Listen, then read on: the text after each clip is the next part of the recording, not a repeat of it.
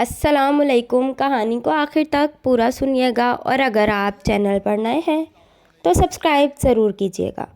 میری ایک دکان تھی جس پر ہر قسم کی کھانے پینے کی اشیاء موجود تھیں۔ ایک دن ایک موٹی سی عورت اپنے بچے کے ساتھ دکان پر آئی اور میرے بیٹے سے کہا، مجھے 1 کلو کلیجی دے دو۔ جو ہی میرے بیٹے نے اسے کلیجی دے کر پیسے بتائے، وہ عورت میرے بیٹے سے کہنے لگی، میرے پاس تو 50 روپے کم ہیں۔ یہ سن کر بیٹے نے میری طرف دیکھا۔ بیٹا، کلیجی واپس رکھ دو جب تک پورے پیسے نہیں مل جاتے، کلیجی مت دینا۔ میری بات سن کر وہ عورت کہنے لگی، دراصل میں ایک بیوہ ہوں اور میرا بیٹا بیمار ہے۔ ڈاکٹر نے کہا ہے کہ اسے اچھی خوراک دو۔ آج میرے پاس پیسے نہیں ہیں لیکن میں کل 50 روپے دے جاؤں گی۔ یہ سن کر میں ہنسنے لگا۔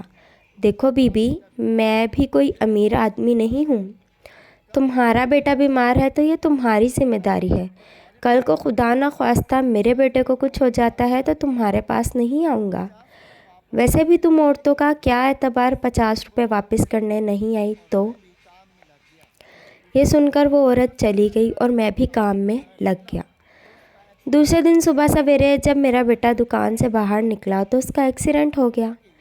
میں بڑی جلدی سے اسے اسپتال لے گیا۔ ڈاکٹر نے کہا، اس کے لیے خون کا بندوبست کرو کیونکہ یہ ہمارے پاس نہیں ہے۔ انہوں نے مجھ سے کہا، سامنے بیٹھی عورت اپنا خون بیچنے آئی ہے، اس سے بات کرو۔ اور پھر جوں ہی میں نے اس عورت کی طرف دیکھا، میں سختے میں آ گیا کیونکہ یہ وہی عورت تھی جو میری دکان پر۔ میرا نام کریم ہے اور میں ایک دکاندار ہوں۔ آج سے چند سال پہلے میں نے گھر کے قریب ہی ایک چھوٹی سی دکان کھولی تھی۔ چونکہ اس وقت میرے پاس اتنا سرمایہ نہیں تھا، اس لیے میری دکان پر اتنے گاہک بھی نہیں آتے تھے، مگر آہستہ آہستہ میری دکان چل نکلی اور یہ محلے کی سب سے بڑی دکان بن گئی۔ اب یہاں کھانے پینے کی ہر چیز موجود تھی، سبزیوں سے لے کر گوشت تک یہاں دستیاب تھا۔ وقت گزرنے کے ساتھ ساتھ میرا کام اتنا زیادہ ہو گیا کہ مجھے اپنے بیٹے کو بھی دکان پر رکھنا پڑا، کیونکہ ایک ہی وقت میں اتنے گاہک آ جاتے تھے کہ میرے لیے سب کو سودا دینا اور حساب کتاب کرنا مشکل ہو جاتا تھا۔ اس لیے میں اپنے بیٹے کو بھی اپنے ساتھ لے آتا تھا۔ چونکہ میرا بیٹا میٹرک کے امتحانات کے بعد کچھ مہینوں کے لیے فارغ تھا، اس لیے وہ دکان پر آ کر میری مدد کر دیا کرتا تھا۔ بیٹے کے آنے کے بعد میرا کام بھی کم ہو گیا۔ گاہک کو سودا وہی دے دیتا تھا جبکہ میں حساب کتاب کر لیتا تھا۔ وہ ہم دونوں باپ بیٹا اسی دکان میں کام کرتے تھے کیونکہ دکان بہت چلنے لگی تھی اور گاہک 1 منٹ کے لیے فرصت نہیں لینے دیتے تھے۔ یہ میری محنت کا نتیجہ تھا کہ دوسروں کے مقابلے میں میری دکان خوب چلتی تھی، جبکہ میرے آس پاس کے دکاندار تو مکھیاں مار رہے تھے۔ ان کے مقابلے میں سارے گاہک میرے پاس آتے تھے کیونکہ میری دکان کی چیزیں مہنگی ضرور تھیں مگر کوالٹی میں A1 تھی۔ تبھی تو میری دکان پر ہر وقت رش رہتا تھا۔ یہ رمضان کا بابرکت مہینہ تھا۔ میں اپنی دکان میں بیٹھا حساب کتاب کر رہا تھا کہ ایک موٹی سی عورت اپنے بچے کے ساتھ دکان میں آئی اور میرے بیٹے سے کہا، بیٹا مجھے 1 کلو کلیجی دے دو۔ یہ سن کر میرے بیٹے نے کلیجی اٹھائی اور اس کے حصے بنانے لگا۔ یہ کرنے کے بعد اس نے ایک کلیجی ایک شاپر میں ڈالی اور عورت کو شاپر پکڑاتے ہوئے پیسے بتائے۔ جو ہی میرے بیٹے نے اسے کلیجی دے کر پیسے بتائے، یہ سن کر اس عورت نے اپنے ہاتھ میں پکڑے پرس میں ہاتھ ڈالا اور چند نوٹ نکال کر گننے لگی۔ پھر میرے بیٹے کی طرف دیکھ کر کہنے لگی، بیٹا میرے پاس تو 50 روپے کم ہے۔ یہ سن کر بیٹے نے میری طرف دیکھا۔ میں نے اپنے بیٹے سے کہا، بیٹا کلیجی واپس رکھ دو جب تک پورے پیسے نہیں مل جاتے، کلیجی مت دینا۔ یہ سن کر میرے بیٹے نے کلیجی واپس لے لی، جبکہ میری بات سن کر وہ عورت کہنے لگی، دراصل میں ایک بیوہ ہوں، میرا شوہر ایک ایکسیڈنٹ میں مر چکا ہے۔ اب میں تھوڑی بہت محنت مزدوری کر کے اپنا گھر چلا رہی ہوں۔ یہ میرا اکلوتا بیٹا ہے جو کہ بیمار ہے، میں اس کا علاج کروا رہی ہوں۔ اس لیے ڈاکٹر نے کہا ہے کہ اسے اچھی خوراک دو تاکہ یہ جلد ٹھیک ہو جائے۔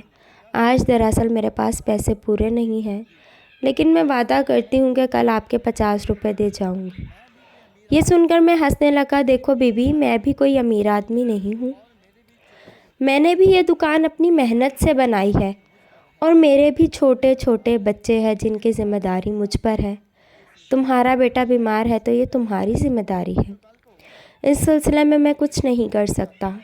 سوچو اگر کل کو خدا نخواستہ میرے بیٹے کو کچھ ہو جاتا ہے تو تمہارے پاس نہیں آؤں گا کہ میری مدد کرو۔ ویسے بھی تم عورتوں کا کیا اعتبار، 50 روپے واپس کرنے نہیں آئی تو؟ یہ سن کر اس عورت نے مجھے حیرانی سے دیکھا اور پھر اپنے بیٹے کا ہاتھ پکڑ کر دکان سے باہر چلی گئی اور میں بھی کام میں لگ گیا۔ دوسرے دن میں نے دکان کھولی اور اپنے کام میں لگ گیا۔ چونکہ میرا بیٹا دیر سے اٹھتا تھا اس لیے وہ 10 بجے کے بعد ہی دکان پر آتا تھا، اس لیے میں دکان کی چیزیں سیٹ کرنے لگا۔ کچھ دیر بعد گاہک بھی دکان پر آنے لگے اور میرا بیٹا بھی دکان پر پہنچ گیا۔ اس کے آتے ہی مجھے یاد آیا کہ میں نے سامنے والے دکاندار سے کل والے پیسے لینے تھے، اس لیے میں نے اپنے بیٹے سے کہا کہ سامنے والے انکل سے پیسے لے آؤ۔ یہ سن کر میرا بیٹا دکان سے باہر نکلا تو اس کا ایکسیڈنٹ ہو گیا۔ کسی نے مجھے آ کر بتایا کہ میرا بیٹا بھی سڑک پار کر رہا تھا کہ ایک کار سامنے سے آئی اور اسے ٹکر مار کر چلی گئی۔ یہ سنتے ہی میں جلدی سے باہر نکلا اور سڑک پر گرے اپنے بیٹے کو دکان میں لے آیا۔ بیٹے کو زخمی حالت میں دیکھ کر میں رو پڑا۔ کسی نے مجھے کندھے سے ہلایا اور کہا میں گاڑی لے آیا ہوں، جلدی سے اسے اسپتال لے چلتے ہیں کیونکہ اس کا خون بڑی تیزی سے بہہ رہا ہے۔ یہ سن کر میں نے اپنے بیٹے کو بازوؤں میں اٹھایا اور گاڑی میں بیٹھ گیا۔ جوان بیٹے کو اس حالت میں دیکھ کر میرا دل خون کے آنسو رونے لگا۔ میں بڑی جلدی اسے اسپتال لے گیا۔ ڈاکٹر نے اس کی یہ حالت دیکھی تو اسے چیک کرنے لگا اور اسے اندر آپریشن تھیٹر میں لے گئے۔ میں باہر کھڑا دعائیں مانگ رہا تھا کہ میرے بیٹے کو کچھ نہ ہو، کیونکہ اس میں ہم دونوں میاں بیوی کی جان تھی۔ ابھی تو میں نے اس کی ماں کو یہ خبر نہیں سنائی تھی، وہ یہ خبر سن کر ہی بے ہوش ہو جاتی۔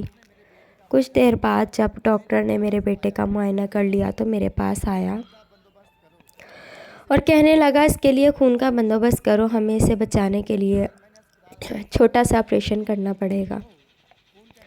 یہ سن کر میں نے اسپتال والوں سے کہا جتنی ممکن ہو خون کا انتظام کرو، میں اپنے بیٹے کی خاطر کچھ بھی کر سکتا ہوں۔ یہ سن کر انتظامیہ کا ایک بندہ کہنے لگا ہمارے پاس اس گروپ کا خون نہیں ہے، اس لیے باہر سے لے آئیں۔ یہ سن کر میں پریشان ہو گیا اور میں باہر کی طرف بھاگا تاکہ خون کا انتظام کر سکوں۔ اچانک اس بندے نے مجھے پیچھے سے آواز دی اور قریب آ کر کہا مجھے ابھی یاد آیا کہ یہ جو سامنے عورت بیٹھی ہے یہ اکثر اپنا خون بیچنے آتی ہے اور اس گروپ کا بھی وہی ہے، اس کا گروپ بھی وہی ہے جسے آپ کے بیٹے کو ضرورت ہے۔ یہ سن کر میں نے سامنے بینچ پر بیٹھی عورت کی طرف دیکھا۔ اس آدمی نے کہا سامنے بیٹھی عورت سے بات کرو، یہ مناسب پیسوں پر مان جائے گی۔ اور پھر جو ہی میں نے اس عورت کی طرف گیا اس کا چہرہ دیکھ کر میں سکتے میں آ گیا، کیونکہ یہ تو وہی عورت تھی جو میری دکان پر اپنے بیمار بیٹے کے ساتھ کلیجی لینے آئی تھی۔ یہ دیکھ کر میں گھبرا گیا کیونکہ 50 روپے کی خاطر اسے جو کچھ میں نے سنایا تھا وہ مجھے بھی یاد تھا اور شاید اسے بھی نہیں بھولا ہوگا۔ ایک لمحے کے لیے میرا دل کیا کہ اس عورت کی مدد لینے کے بجائے کسی اور سے بات کر لوں، مگر پھر مجھے یاد آیا کہ ڈاکٹر نے کہا تھا کہ ہمارے پاس زیادہ وقت نہیں تھا، اس لیے میرے پاس اس عورت سے بات کرنے کے سوا کوئی چارہ نہیں تھا۔ لہٰذا میں اس کے سامنے جا کھڑا ہوا اور اس سے پوچھا اسپتال کی انتظامیہ مجھے بتا رہی تھی کہ آپ اپنا خون بیچنا چاہ رہی ہیں۔ یہ سن کر اس نے میرے چہرے کی طرف دیکھا جیسے مجھے پہچاننے کی کوشش کر رہی ہو۔ میں نے دل میں دعا کی کہ کاش یہ مجھے پہچان نہ سکے، مگر اس بات کو کچھ لمبا وقت نہیں ہوا تھا، اس لیے اس عورت نے مجھے پہچان لیا اور پوچھا کیا تم وہی دکان والے ہو جس نے 50 روپے کی خاطر کلیجی واپس لے لی تھی؟ اس عورت کی نظروں میں ایسا کچھ تھا جس نے مجھے اس سے نظریں چرانے پر مجبور کر دیا۔ میں نے اس سے کہا ہاں میں وہی ہوں، میرے بیٹے کا ایکسیڈنٹ ہوا ہے اور مجھے اس کے لیے خون چاہیے۔ یہ سن کر وہ طنزیہ انداز میں ہنسنے لگی اور کہا کہ اس وقت تو بڑے مغرور انداز میں کہا تھا اگر میرے بیٹے کو کچھ ہو جاتا ہے تو میں تمہارے پاس نہیں آؤں گا، اب کیوں آئے ہو؟ یہ سن کر میرا چہرہ پھیکا پڑ گیا۔ میں نے اسے منت بھرے انداز میں کہا پلیز یہ وقت ان باتوں کا نہیں ہے، میرا بیٹا بہت تکلیف میں ہے، میری مدد کرو۔ مجھے اس وقت اندازہ بھی نہیں تھا کہ مجھے یہ وقت بھی دیکھنا پڑے گا اور وہ بھی اتنی جلدی۔ مجھے اپنے بیٹے کی فکر تھی، اس لیے میں چاہتا تھا کہ یہ عورت جلدی سے مان جائے اور میرا بیٹا ٹھیک ہو جائے، کیونکہ اگر یہ بات اس کی ماں تک پہنچ گئی تو وہ رو رو کر مر جائے گی۔ مگر یہ عورت تو جیسے مجھ سے بدلہ لینا چاہتی تھی۔ تبھی تو وہ کہنے لگی، اس وقت میرا بیٹا بھی بہت تکلیف میں تھا، بس 50 روپے کی تو بات تھی۔ میں نے کہا تھا کہ میں آپ کے پیسے دے جاؤں گی۔ یہ سن کر مجھے افسوس ہونے لگا کہ اگر مجھے پتہ ہوتا کہ میرے ساتھ یہ ہونے والا تھا تو میں اسے کلیجی مفت میں پکڑا دیتا۔ مگر اب کیا ہو سکتا تھا، وقت گزر چکا تھا اور بات میرے ہاتھوں سے نکل چکی تھی۔ دیکھو، میں اس بات کے لیے تم سے معافی مانگتا ہوں اور یہ بتانا چاہتا ہوں کہ یہ کام مفت میں نہیں کرا رہا ہوں، بلکہ میں تمہیں اس کے بدلے پیسے دوں گا۔ یہ سن کر وہ ہنسنے لگی اور مجھ سے پوچھا، کتنے پیسے دو گے؟ میں نے اسے بتایا، میں تمہیں اس کا 1,00,000 روپیہ دوں گا، بولو منظور ہے؟ یہ سن کر اس عورت نے میری طرف دیکھا اور کہا، اگر تم میرے نام اپنی دکان بھی کر دو تب بھی میں تمہاری مدد نہیں کر سکتی، کیونکہ اس وقت تم نے میرا احساس نہیں کیا تھا۔ تم نہیں جانتے کہ میں اس وقت تمہاری دکان سے روتے ہوئے نکلی تھی۔ یہ کہہ کر وہ باہر چلی گئی اور یہ دیکھ کر میرا دل یکدم بند ہونے لگا۔ مجھے اپنا بیٹا اپنی جان سے بھی زیادہ پیارا تھا۔ میں اس کی خاطر اپنی دکان بھی دینے کو تیار تھا۔ اس لیے میں جلدی سے باہر کی طرف گیا اور سب سے کہا کہ مجھے اپنے بیٹے کے لیے خون کی ضرورت ہے اور اس کے لیے میں کوئی بھی قیمت دینے کے لیے تیار ہوں۔ پھر اس بات کو کئی گھنٹے گزر گئے مگر کسی نے مجھ سے رابطہ نہیں کیا۔ میں باہر بیٹھا رہا، مجھ میں اندر جانے کی ہمت نہیں تھی۔ میں بس باہر بیٹھا مسلسل دعائیں کر رہا تھا کہ کوئی معجزہ ہو جائے اور میرا بیٹا بچ جائے۔ اس بات کو تھوڑی ہی دیر گزری تھی کہ اسپتال کے اندر سے ایک آدمی بھاگتا ہوا میرے پاس آیا اور کہنے لگا، چلو تمہارے بیٹے کو ہوش آ گیا ہے۔ یہ سن کر میں اندر کی طرف دیوانہ وار بھاگا۔ وہاں کمرے میں جا کر میں نے دیکھا کہ میرے بیٹے کا آپریشن ہو چکا تھا اور اسے ہوش بھی آ چکا تھا۔ اپنے بیٹے کو اس حالت میں دیکھ کر میری آنکھوں سے خوشی کے آنسو نکل پڑے اور میں نے آگے بڑھ کر اس کا ماتھا چوم لیا۔ پھر اچانک مجھے یاد آیا اور میں نے اس آدمی سے پوچھا، یہ سب کیسے ہوا؟ میرے بیٹے کو خون کس نے دیا؟ یہ سن کر وہ کہنے لگا، اسی عورت نے جس کے متعلق میں نے تمہیں بتایا تھا۔ یہ سن کر میں ہکا بکا رہ گیا، مگر اس نے تو میرے سامنے خون دینے سے انکار کر دیا تھا۔ میں اپنے دل میں سوچنے لگا، خیر بیٹے کو یوں اچھی حالت میں دیکھ کر میں نے اللہ کا شکر ادا کیا اور پھر گھر کال کر کے اپنی بیوی کو اطلاع دی۔ پہلے تو وہ بیٹے کے ایکسیڈنٹ کا سن کر رونے لگی، لیکن جب میں نے اسے کہا کہ ہمارا بیٹا بالکل ٹھیک ہے تو وہ کچھ دیر بعد ہی اسپتال پہنچ گئی۔ بیوی کے آنے کے بعد میں نے اسے ساری بات بتا دی اور اس سے کہا کہ ہم شکریہ ادا کرنے کے لیے اس عورت کے گھر ضرور جائیں گے۔